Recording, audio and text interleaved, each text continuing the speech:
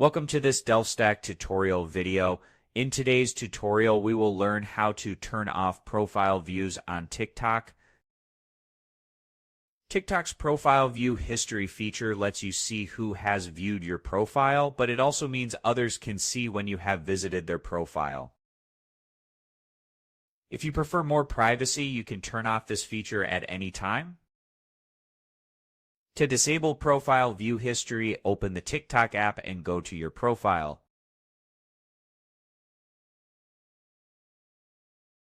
Click on the three horizontal lines at the top and go to Settings and Privacy. From here, navigate to Privacy and scroll down until you find the option called Profile Views. Toggle it off. Once turned off, you will no longer be able to see who viewed your profile, and other users will not be notified when you visit theirs.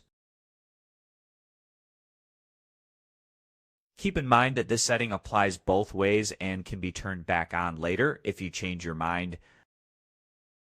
And that's it. We just learned how to turn off TikTok profile view history and how this setting affects privacy for both you and other users.